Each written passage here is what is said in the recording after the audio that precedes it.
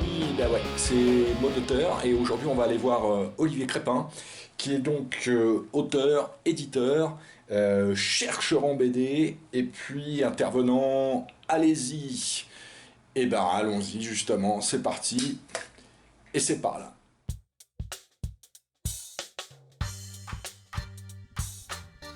Le premier mot, ça va être cohérence, parce qu'en fait, autant en tant qu'éditeur qu'en tant qu'auteur, ce que j'essaie de travailler, c'est des objets qui ont une cohérence fond-forme. Par exemple, Lidocaïne, qui est le premier bouquin que j'ai fait, c'est un livre sur l'hôpital, c'est un livre de suture, et le livre lui-même va être suturé, c'est-à-dire qu'une page sur deux, pliée en deux, cousue l'une sur l'autre, ça met en place comme ça un premier récit, et le lecteur va vraiment avoir à le découdre pour avoir accédé au second récit. Donc c'est vraiment cette idée de travailler sur une adéquation fond-forme, et tous les livres que je vais proposer vont être vraiment dans cette idée-là.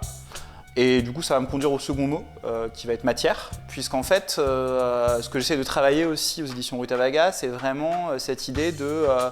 d'une part, de la matérialité du papier, en fait, qu'est-ce que c'est à l'heure du récit transmédiatique qui va être dématérialisé,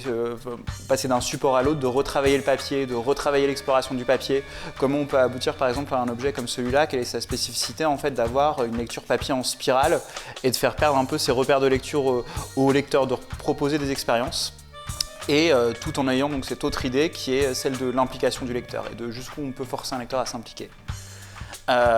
Du coup, troisième mot, ça va être étendu. Donc du coup, ce qui m'intéresse globalement en tant qu'auteur, c'est cette problématique de la bande dessinée étendue. Donc comment on va pouvoir sortir du livre traditionnel, mais aussi à l'heure actuelle, ce qui m'intéresse de plus en plus, c'est comment on va sortir du livre tout court. Et qu'est-ce que c'est, par exemple, la bande dessinée conçue spécifiquement pour l'exposition,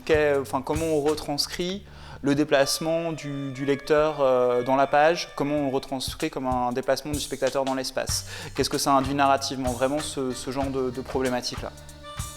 Du coup, quatrième mot, aller-retour, puisque en fait tout mon travail va vraiment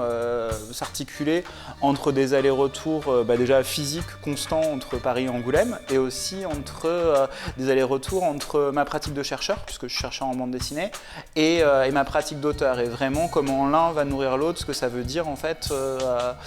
quand on crée des objets comme ça théoriquement, mais aussi quand on est théoricien, ce que c'est d'être dans ce type de recherche et comment la recherche va permettre des biais pour réenvisager la création autrement et vice-versa. Et